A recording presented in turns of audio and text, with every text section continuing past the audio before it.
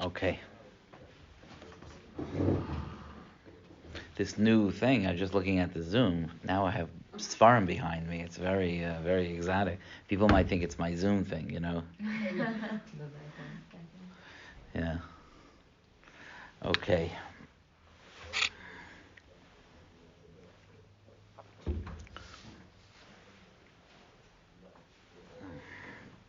Okay.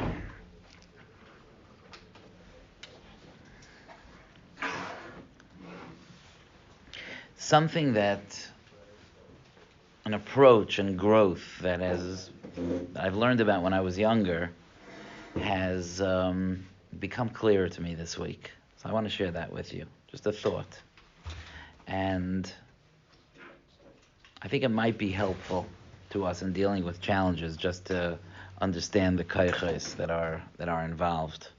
So, like for example, this week's parsha is the parsha of Tzaras, and we know the Chazal tell us there are many causes for Tzaras. The Gemara tells us many different causes, but Be'ikr, Chazal tell us that the main cause of Tzaras is speaking Lashon Hara, and that means something. By the way, just that the issue of speaking Lashon Hara, you know, I'm just curious, how many of you work with Goyim?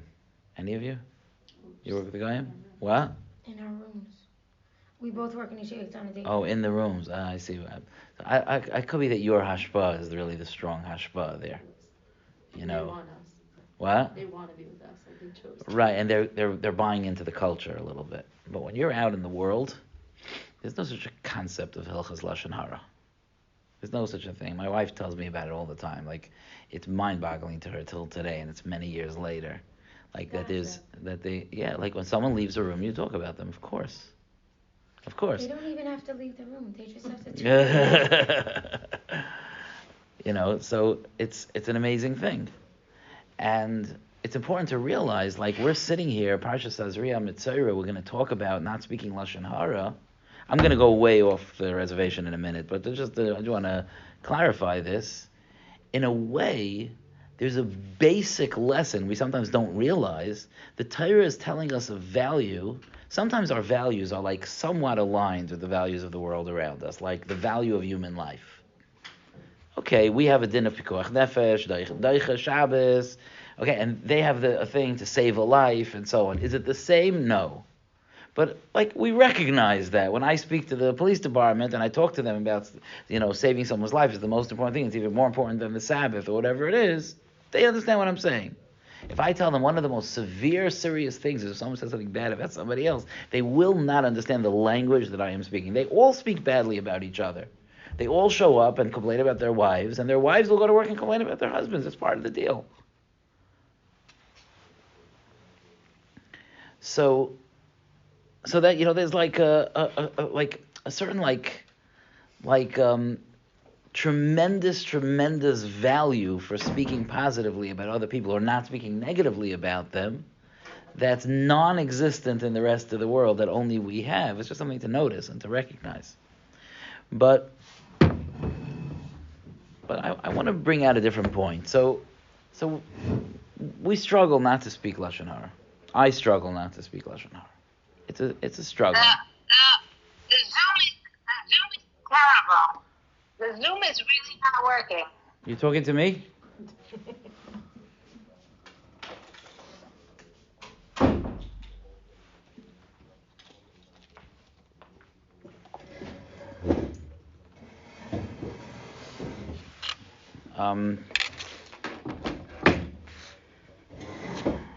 Just trying to look.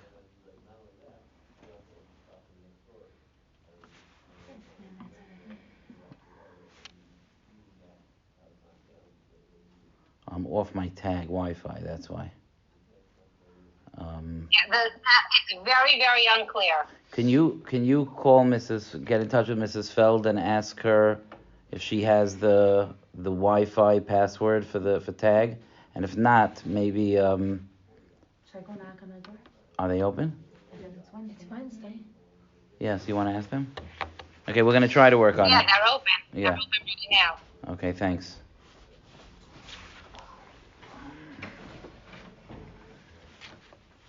Okay, because it's very hard to listen.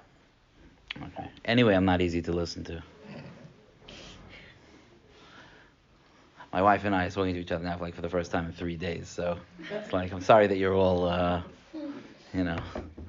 was in Florida for a chasana on Monday night, and then I was by the Bartville chasana last night. So I left home Monday morning, and I got home a few hours ago. Yeah, it's been long.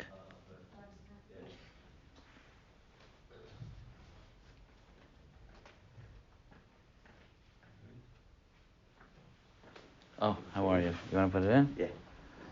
Wow.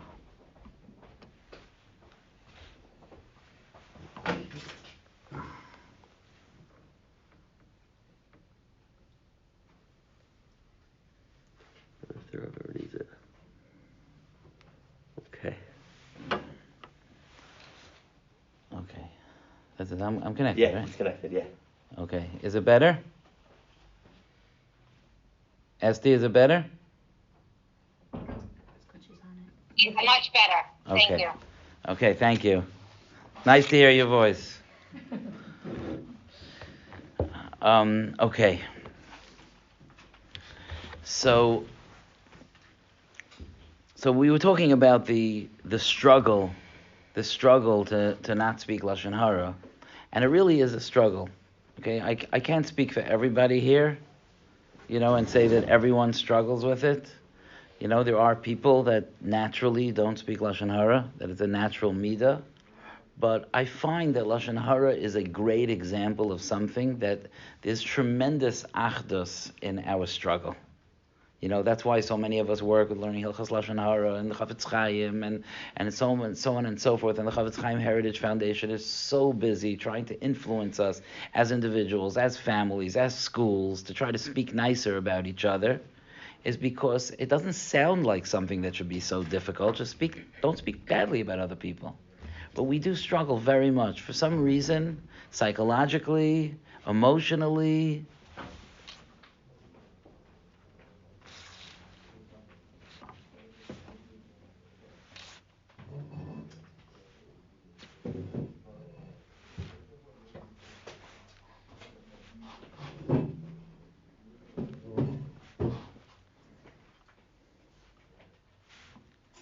Well, now I really have a funny background. Okay, today's chair is very interesting.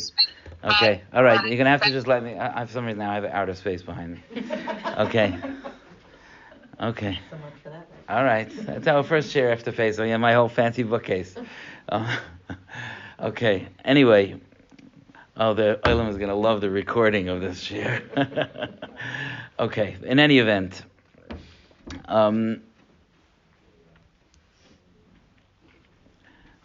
But for some reason, Lashon Hara is something that's difficult. We find it difficult in families. We find it difficult when there's something going on in town.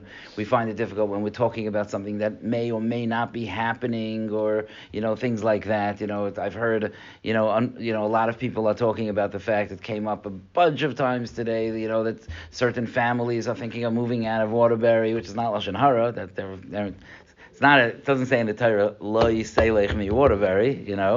It's not. It feels like it should say it, but it doesn't.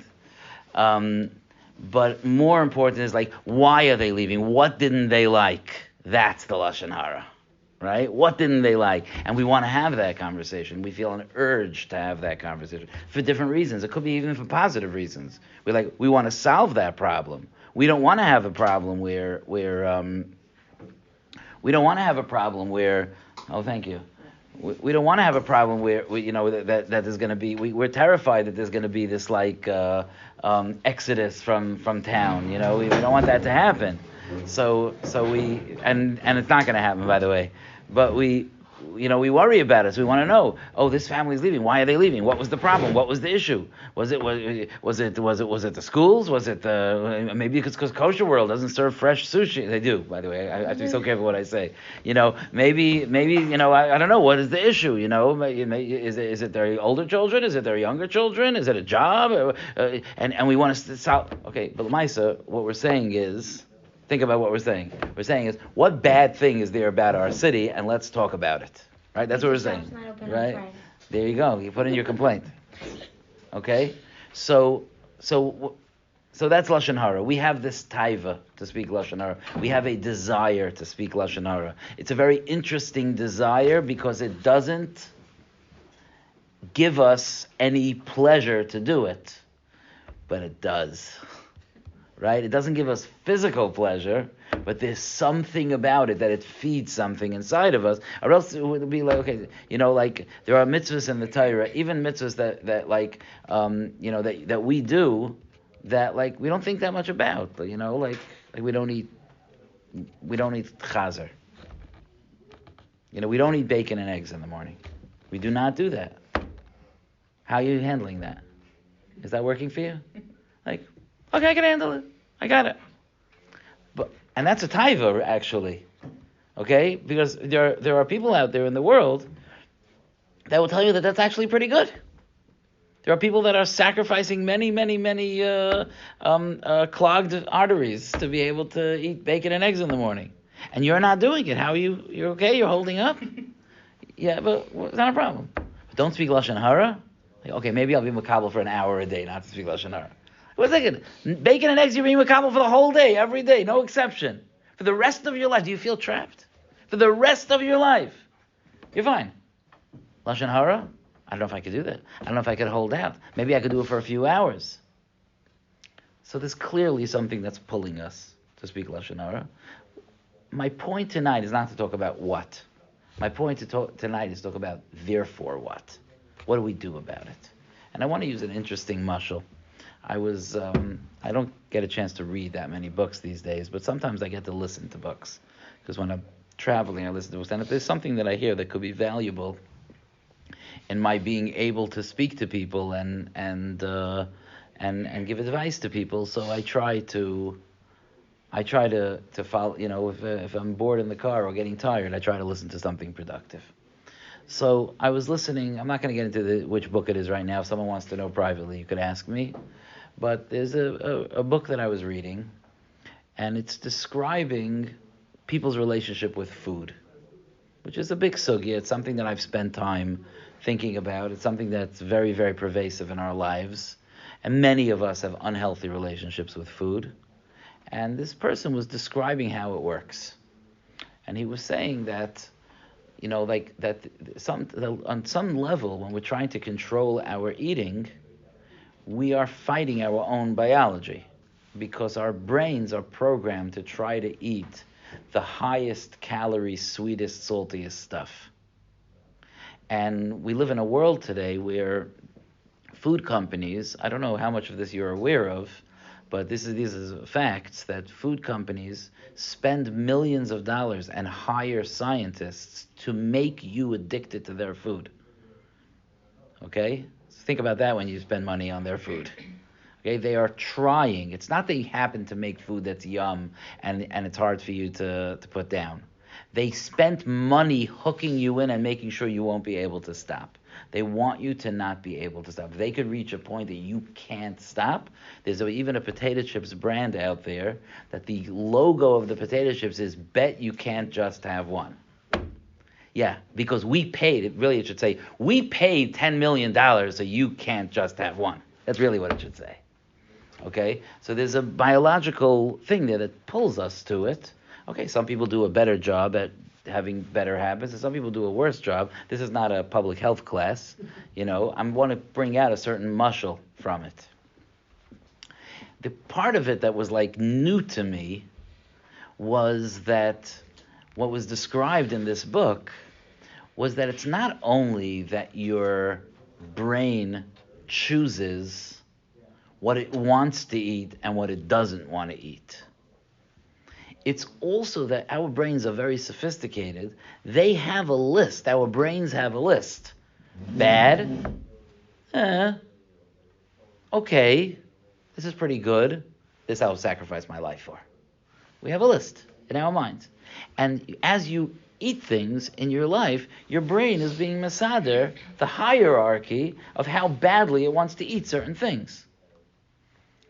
And that triggered something in my brain, in terms of ruchnius, of how we can use that concept. Let me explain what I mean. There are think about it. Let's say in food, okay? So I'm going to get home tonight, and I could, take drink a glass of water and maybe a half a fruit. I could do that. Or I could get some salt and vinegar potato chips and have half a bag of that if I could stop at half. Bet you can't stop at half a bag. I could do that. I could do one of those two things. My brain wants me to take the potato chips. My doctor wants me to take the fruit. Okay? Which was another whole Yisaitistic thing as well. We'll get to, but that's the fact, right? We have. I'm not the only one in the room that feels that struggle, right? Our brains want the food that the companies want us to eat. The Rebbeinu Shalom wants us to eat the food that He created. Baruch Atah Hashem Elokeinu Melech Haolam Borei Pri Ha'etz. That's what Hashem wants us to eat. So when I'm having that, when I walk into my house, how do I deal with that? How do I deal with that struggle? So it occurred to me that there are really two ways to deal with it. One way to deal with it is to overcome, is to try to be aware of what's happening and to try to overcome my brain's pull, to be able to maybe to have the wisdom to be able to call my brain out and go, of course I'm reaching for the potato chips because it's high calorie, salty, and so on and so forth. It has that mix that scientists have identified as hijacking my brain, but that doesn't mean that that's what I really want. If I eat something else, that will be much healthier. Okay, and maybe by realizing that I can do that, I wonder what we're all going to eat after this year. Okay, or perhaps I can start playing with the hierarchy in my brain. This is how my devious mind works. What if I take something healthier, but I eat it in a manner that's more enjoyable? What if I eat it in an atmosphere that's more enjoyable? What if I spend time with someone that I like spending time with? Or I do it in a very relaxed way? Or maybe I take it out to my back porch and I appreciate the summer night air. And maybe there are things I can do to change, at least on some level, to change the hierarchy, to make fruit not so down low and potato chips so up high. Maybe I could be makariv them zel a little bit by things that I could do, by my attitude, by my thoughts, by the way that I do it. A person could eat a fruit one way, you could eat a fruit another way. That was the thought process, okay? Ad Kan nutrition class, okay? But let me point out to you a Rabbi Salanter that we've learned here in this shir several times that I think is very relevant to this conversation. Rabbi Salanter describes that there are two ways that a person could be zeicha to not be enslaved by his Yetzer Hara. Okay? I think that some of us know that feeling of being gripped by the Yetzer Hara. Like when we lose our temper. We're gripped by the Yetzer Hara. We're not in control. Or sometimes, or even that moment by that wedding where they're serving cake, that my brain somehow decided that cake is like, okay, maybe Mashiach will come, maybe it won't, but that cake, that is something to eat. Okay? Sometimes our brains are very silly sometimes. So at that moment, I feel controlled by Yetzer Hara. Or to talk about Parshas Tazria Mitzvah that we started with, when I feel the urge to speak Lashon Hara. How many of us, okay, I could just speak for myself, but I'm sure I'm not alone, have spoken Lashon Hara and afterwards not only felt disgusting, but felt like, what just happened? I was so inspired not to speak Lashon Hara. It was I believe in it. It was so meaningful to me. The Torah answers it. There's so many Averos involved. How did that conversation just happen? Have you ever spoken Lashon Hara as you're speaking it? There's a little voice in your brain saying, no, and it just keeps coming out. So there's such a thing as being in the grip of the Yetzer Hara. And Rabbi Sonnenschein teaches that there are two ways to fight the Yetzer Hara. One way he calls kibush hayetzer, which is conquering the Yetzer Hara, and one way he calls tikkun hayetzer, which is fixing the Yetzer Hara. Let me describe tikkun hayetzer and kibush hayetzer in terms of lashon hara. Kibush hayetzer means this. Okay, I go home tonight. My brother calls me. My brother and I are very close friends. We could laugh together and joke for hours. But that means we're very good lashon hara partners. Okay, so I'll have a good lashon hara. Maybe I found out why a family is leaving Waterbury or something. Some kind of delicious lashon hara. And then I'll feel this urge to tell my brother the lashon hara. And as I say, hey, you know what's going on here in town? Well, you haven't been here in a while. You cannot imagine what's going on in this city. I'll suddenly remember, 1 second. It's Parsha says, I'm going to speak lashon hara this week. This is a big value of mine. And I will conquer the moment. I will make a decision that even though my brain is telling me to speak it, that is the Yetzer Hara part of my brain. I'm going to listen to the other part of my brain, the Yetzer Tov part of me, and I am going to resist, and I am not going to speak it. That's kibush, right? It's not winning the war, but it's winning a battle. And if I win enough battles, maybe I can win the war. That's one approach, is taking my Yetzer Hara and going at it, head to head. But there's another approach called tikkun hayetzer. Tikkun hayetzer means to fix the Yetzer Hara. How do I fix the Yetzer Hara? What do I do? Oh, how do I fix the Yetzer Hara?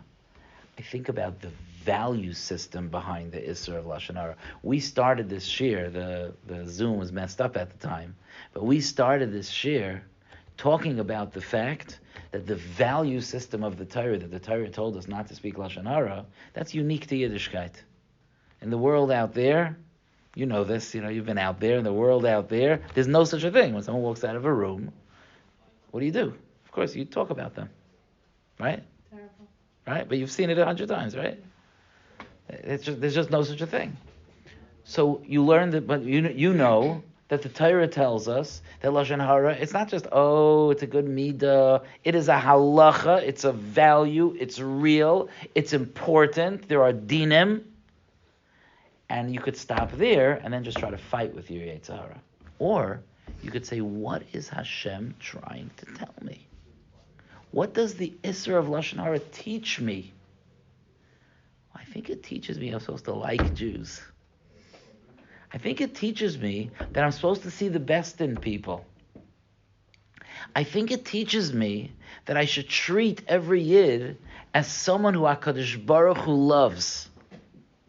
I know the people that I love very dearly. It's hard for me to see their faults. Maybe I'm blinded the other way. It's hard to see their faults. But the people I don't love as much, I could write a book. That means that we're not totally objective when we speak lashon hara.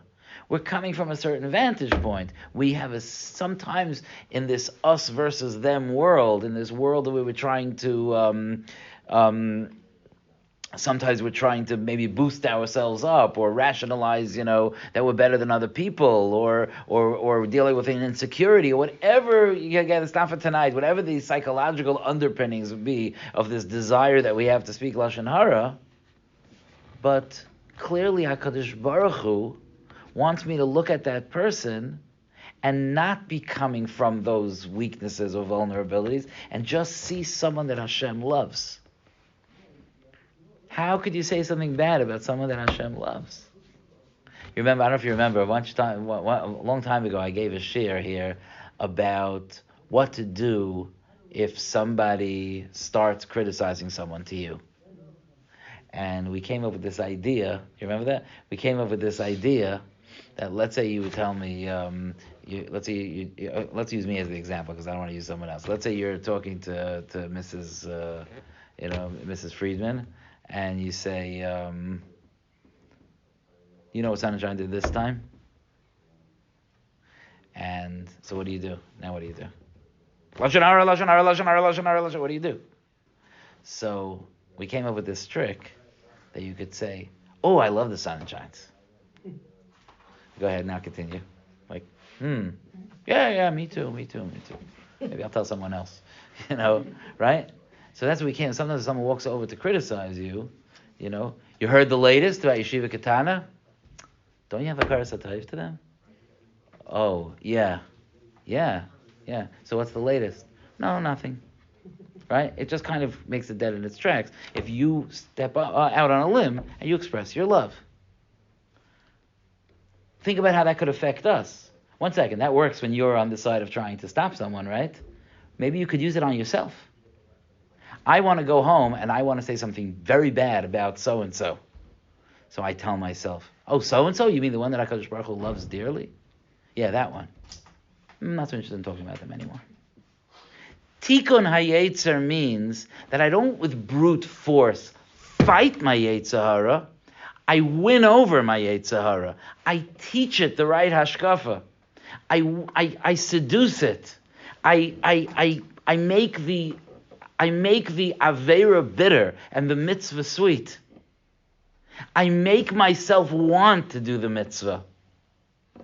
I make myself repulsed by the Aveira. Mesilas Yesharim, a lot of times when he talks about midas, he just describes the midah. By the time he's done describing it, you don't want to have anything to do with it. You should see what he describes a Baal Gaiva in Mesilas Yesharim.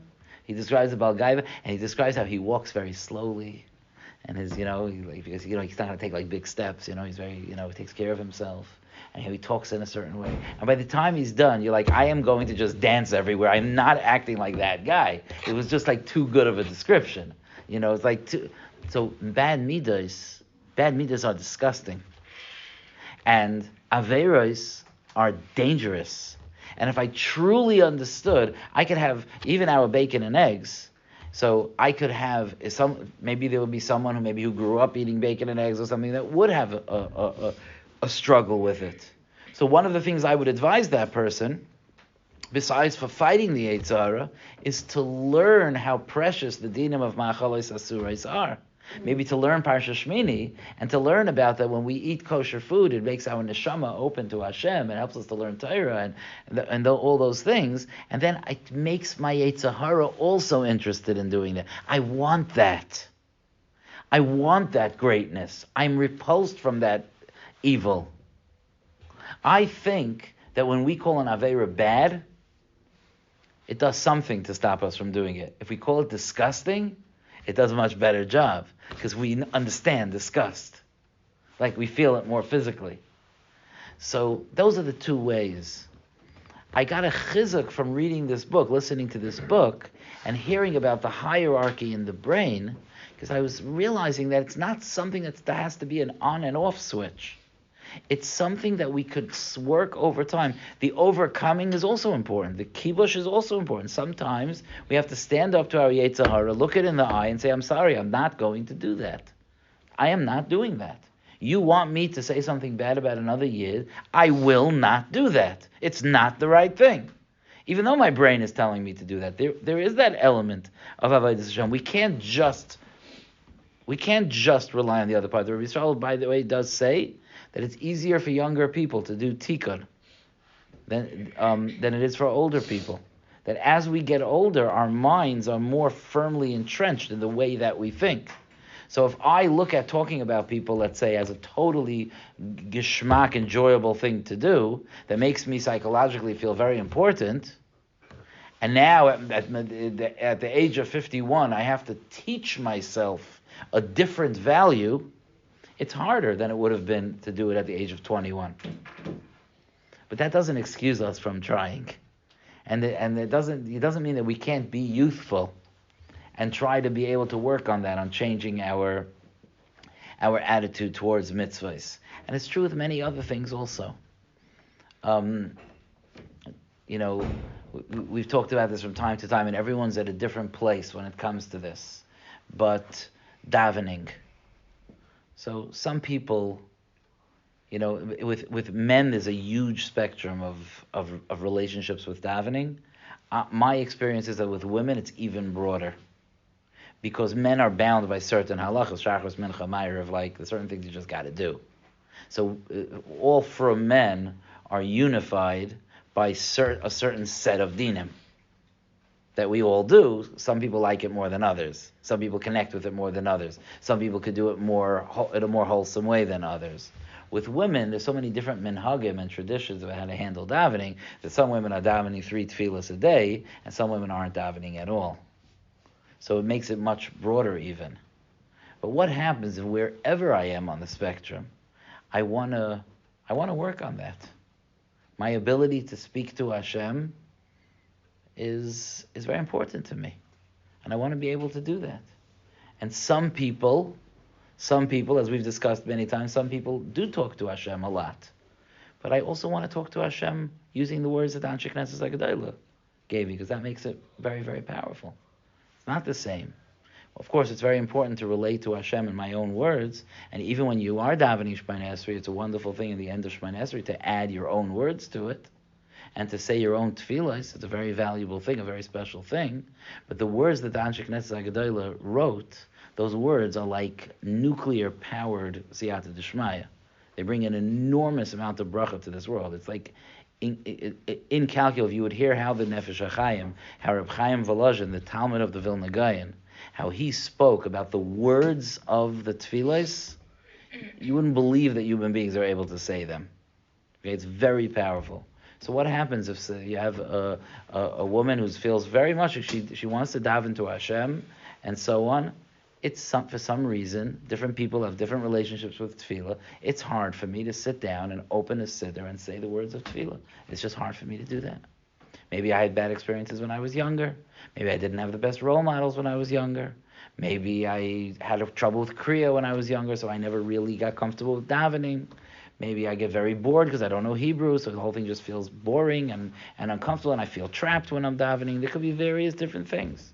Some people have a very interesting and sometimes very complex relationship with Hashem, and they're not ready to talk to Him. It could be very complex. So how do I deal with that? So you could do one of two things. You could do kibush and say, that's it, starting tomorrow, sitting down, gun to my head, I am doing it. I am davening. That's one option. When it comes to tefillah, especially for women, I don't see that option being so effective. I see it being effective maybe for a day or two, maybe for a week or two, maybe for a very stubborn person a month or two. But to transform my relationship with tefillah, the gun to the head approach, I don't see that being very successful. What is very successful, though, is to change the hierarchy of what I connect with and enjoy and what I don't connect with and don't enjoy. And that might mean being creative about how I daven, what I daven, how much I understand what I daven. For some of you, what I'm about to say is meaningless, and for some of you, it might change everything. What I daven from.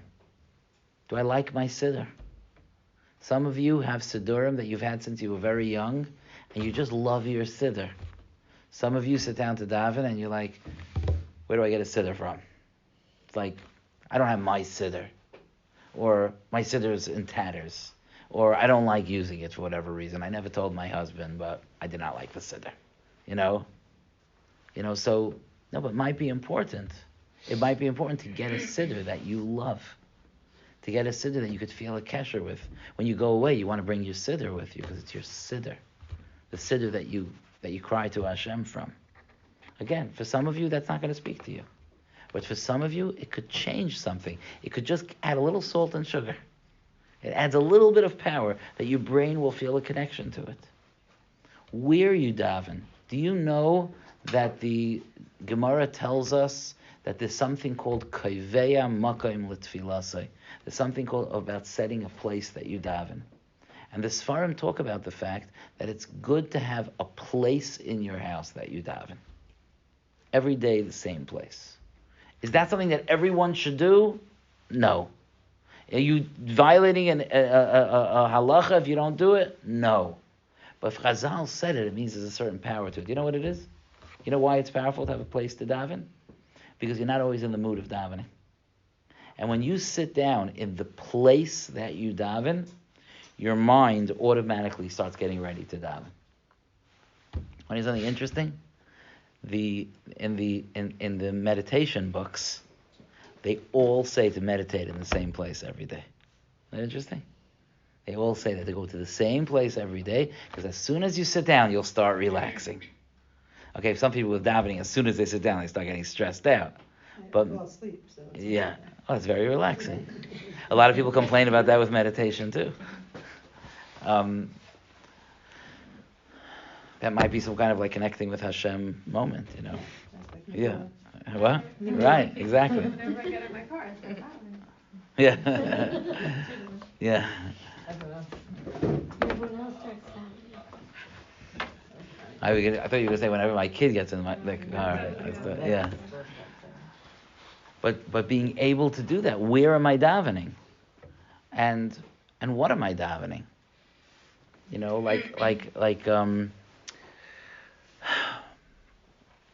for some people just like kind of, you know, whisper the words to themselves.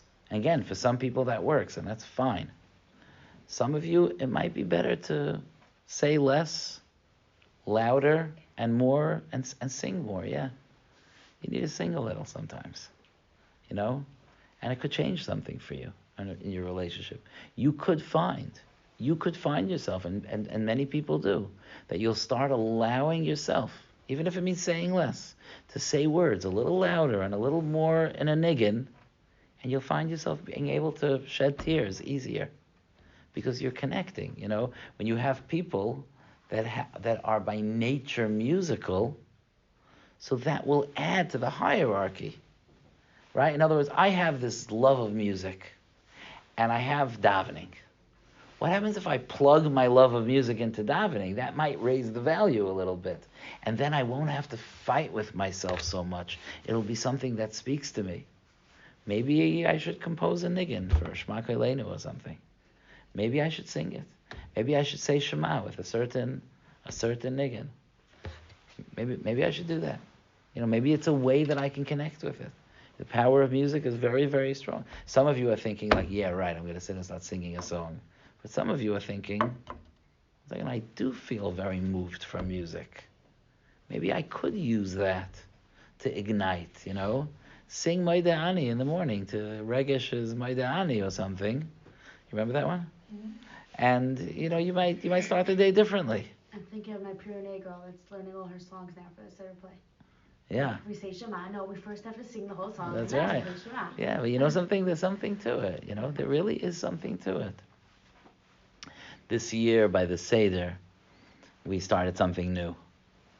I didn't tell the family beforehand. I just did it.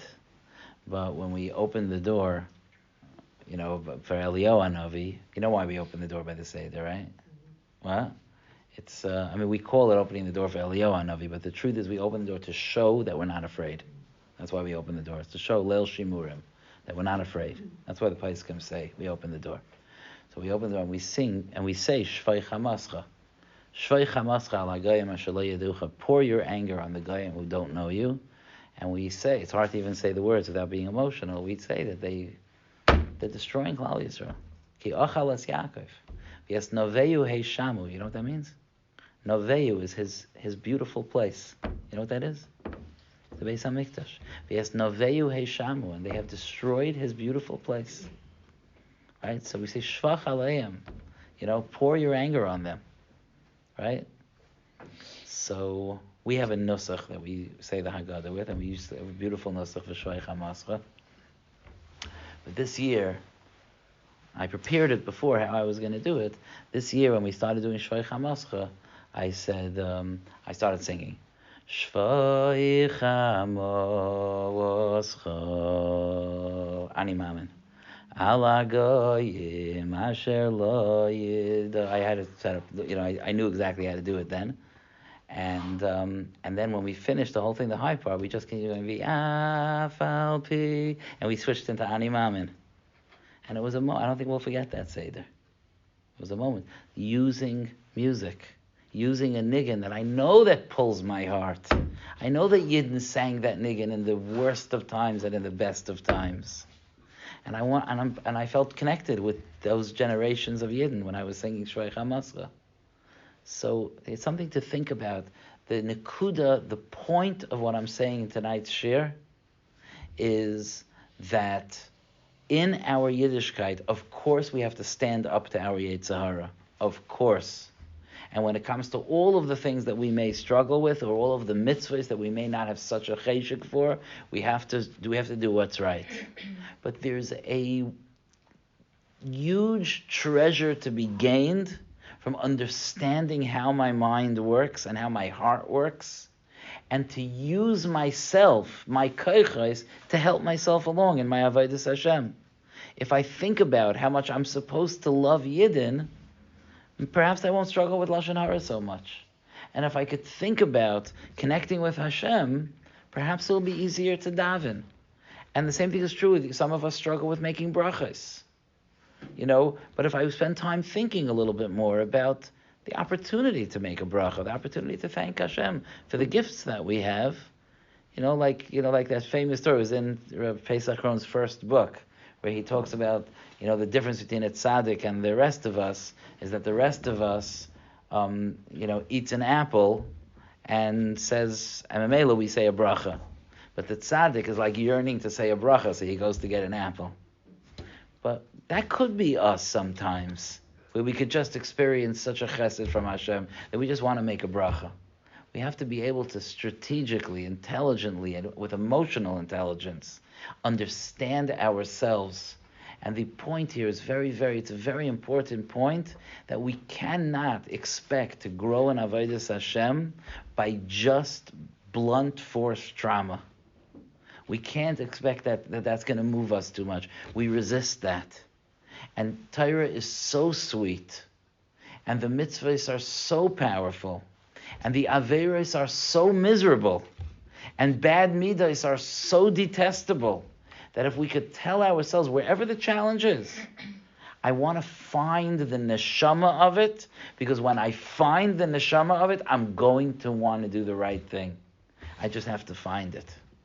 And that's what I learned from a book talking about people's diets this week. But I think it's something valuable. Hashem should give us the strength on both ends.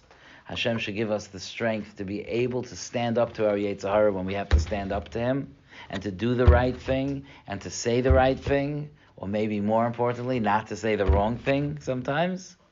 And at the same time, HaKadosh Baruch Hu should give us the insight to be able to speak deeply to ourselves, to know what we need to raise the bar, to raise the hierarchy. That no, I want to speak to Hashem. I want to do the mitzvahs. I'm not interested in the averos. I want to be a balas chesed. I want to be a mispalel. I want to be someone who does mitzvahs. I want to be someone who walks around conscious of HaKadosh Baruch Hu. And I'm going to do it by learning how to open my heart to it so that I gravitate towards it. And if HaKadosh Baruch Hu can do that for us every step of the way, we'll just make our lives, Be'ezer Hashem, sweeter. So Yashikayach, it's nice to be back. I apologize for those on Zoom for the outer space behind me, but I couldn't start fixing it now, and for the disturbance in the beginning. But Be'ezer Hashem will. There we go. I got it off. Be'ezer Hashem will be back on from here. Yashikayach, thank you.